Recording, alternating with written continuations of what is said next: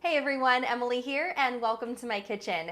Today I'm going to be making a recipe fresh out of my garden, and I asked a few of you on Instagram what you would rather see, something with cucumbers and spinach or something with green tomatoes, and it was absolutely no help at all. It ended up being an exact 50-50 split.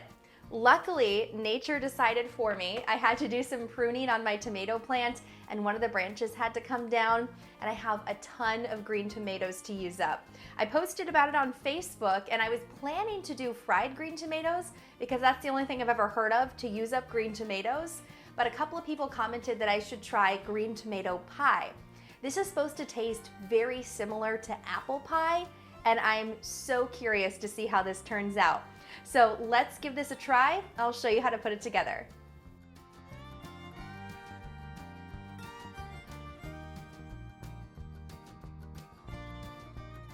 From searching online, it seems like there's a couple of ways you can make this. You can either put the pie filling raw into your pie crust and let it cook in the oven, or you can cook the filling first and then add it to your pie crust and bake that all together. That's the route I'm going to take, and it starts off very similar to making apple pie. We're going to peel and slice up about 6 to 8 medium green tomatoes. Mine are varying in size, so hopefully it works out.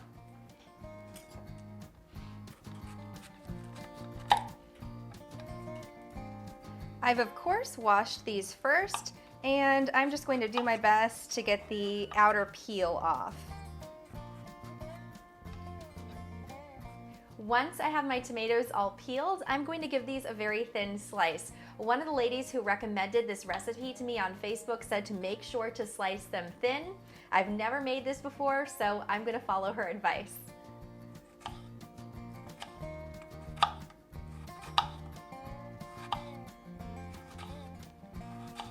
Once I have my tomatoes all sliced up, I'm going to add them directly into the pan that I'm going to cook my filling in.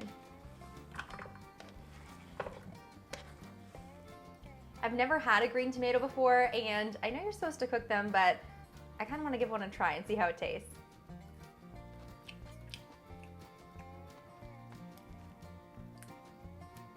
That's interesting. I'm glad I'm going to be cooking them. Now I'm going to repeat the process with the rest of my tomatoes and then get started adding in my spices.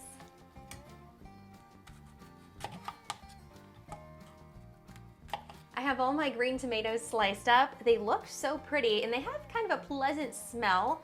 Don't really taste like much just yet, so I'm curious to see how this turns into apple pie, but the seasoning is very similar to apple pie and very simple as well. The first thing we're going to do is zest 1 lemon and also get about 2 tablespoons of juice out of it.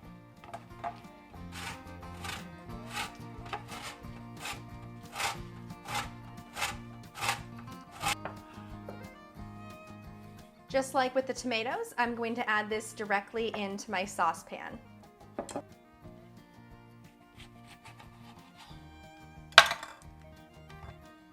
Pick out any seeds.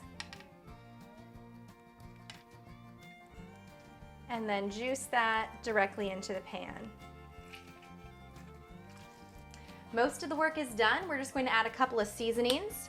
I'm going to add a ½ teaspoon of salt, and the recipe calls for a ¼ teaspoon of cinnamon, but I like a little extra cinnamon, so I'll use about a ½ teaspoon or so, or maybe a little more. Now we're going to cook this over the stove before adding in our sugar and cornstarch. I'm cooking this over medium-high heat, and I'm going to cook this until the tomatoes are just slightly softened. And at this point, I also have my oven preheated to 425 degrees. Once this filling is done, we're going to be putting this pie in the oven very quickly.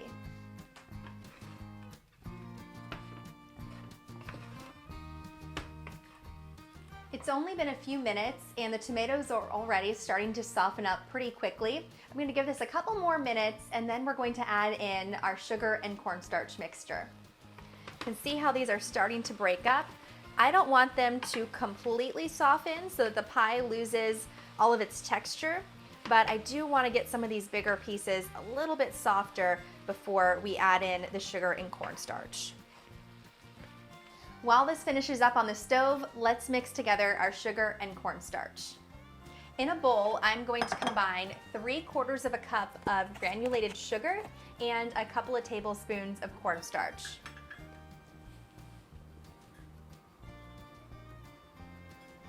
I have my 2 tablespoons of cornstarch already measured out, and I'm going to mix these together. It's important that you combine the sugar and the cornstarch together before you add it into the mixture.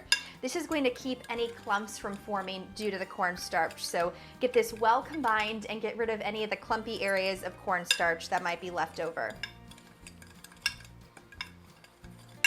This is ready to go right into the pie filling. I've turned down the heat just a little bit to medium, and this looks ready for the sugar and cornstarch. Everything is starting to soften up, but there's still plenty of texture left in the tomatoes. I'm going to gradually add in my sugar and cornstarch mixture, mixing well as I make each addition, and we're going to cook this until it turns thick and translucent.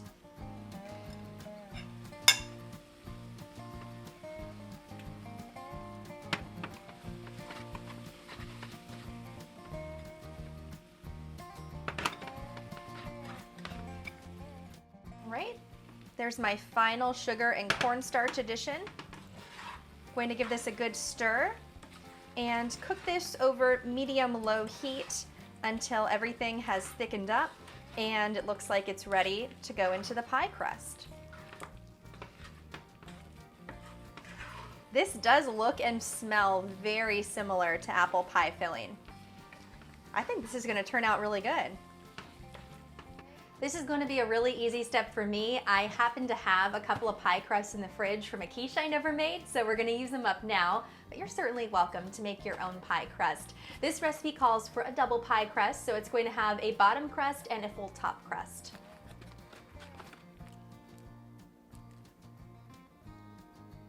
This was going to be an easy step for me, but I had these in the refrigerator for too long and they've kind of dried out. I didn't realize they were stored this way. So we are going to make a quick and easy pie crust. Super simple. Let's get started. This is an easy pie crust recipe, only a few ingredients.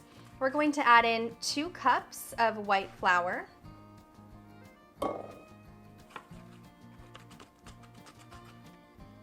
I'm about a 1/3 cup shy, and I'm gonna just go ahead and blend up some oats and make a quick oat flour, and that'll be fine to substitute for the rest. I wouldn't recommend making a full pie crust with oat flour, but when we're just adding in about a 1/3 of a cup, it shouldn't make a huge difference.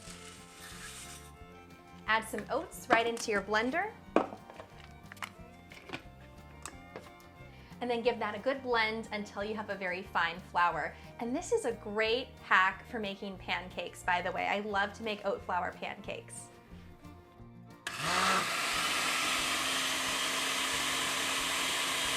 This is what it looks like. Make sure this is blended up pretty fine. I'm gonna give this one more quick blend. There are a few chunky pieces there. Perfect. Now I'm just going to top off my flour and finish up my pie crust.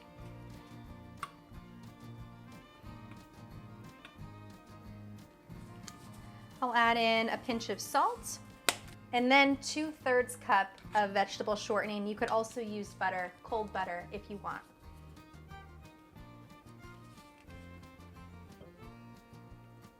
Now I'm just going to cut the shortening into the flour mixture. And to do this, I'm just going to use a fork and press that in. You can also use a pastry cutter if you want.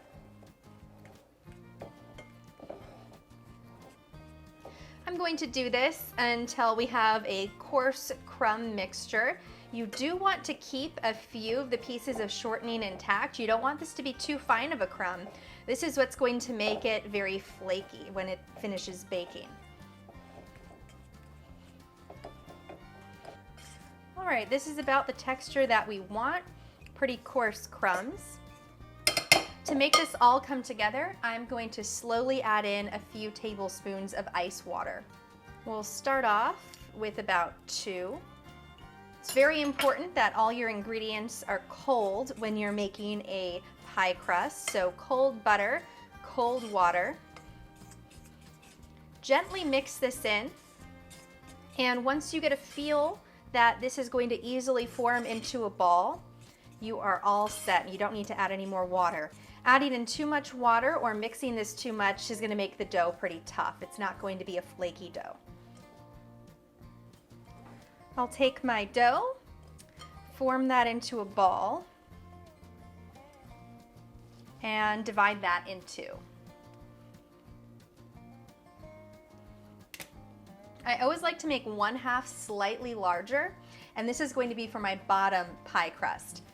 It's always easier to fit a larger pie crust on the bottom. I don't have quite enough flour to adequately cover my work surface, so I'm going to place my pie crust between 2 pieces of parchment paper, and this will allow me to roll it out without worrying about it sticking to the rolling pin or the countertop.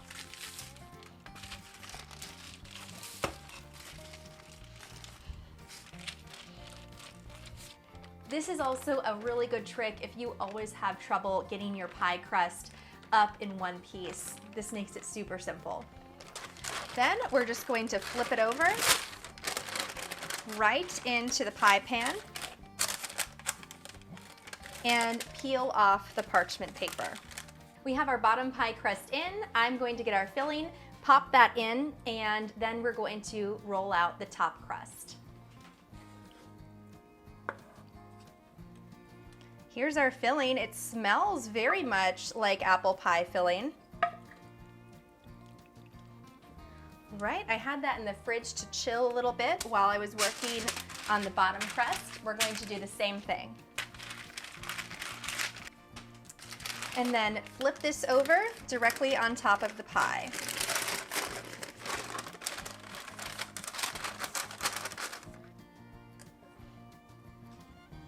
So we'll just pinch the edges together.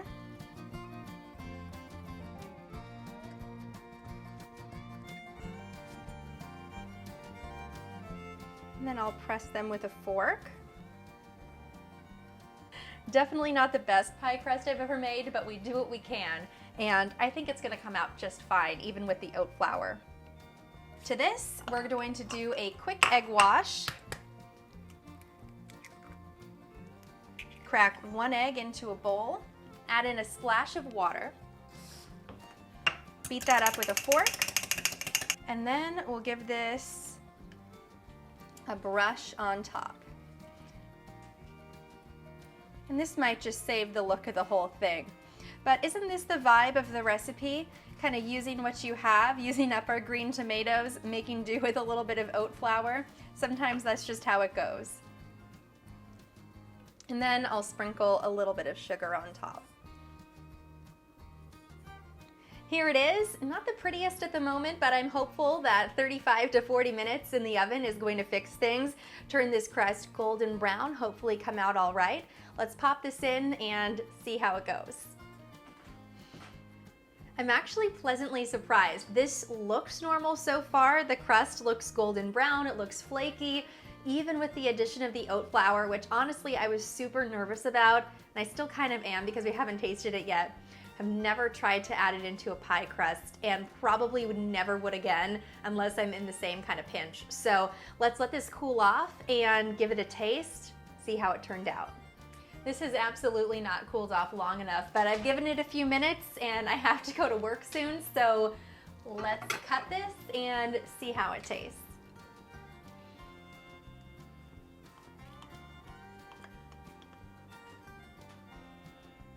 Hey, you know what? This crust actually looks pretty flaky. This does not look half bad.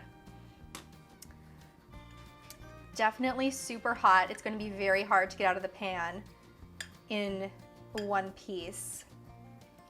We're going to do our best.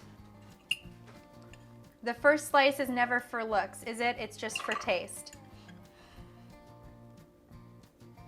This is definitely looking a lot more like a cobbler here, but how it tastes is the most important, right? And this is going to come out much better as the pie cools down. I didn't give it enough time. That's my own fault. So let's taste it and let's see if this indeed tastes like apple pie.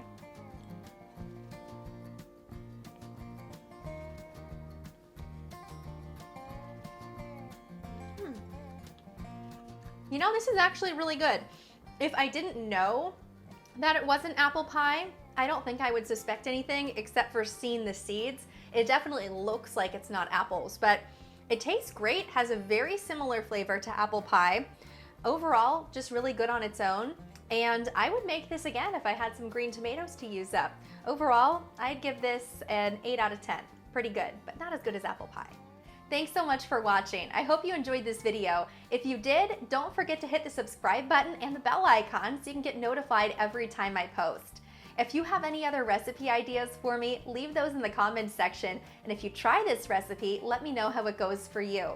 You can find the full recipe to this, as always, in the description box down below, along with a link to the original recipe that I followed for this video. You can also find links to all of my social media pages and my Amazon page, where you can find all of my cooking favorites. I hope you have a great day, and I'll see you back here next time.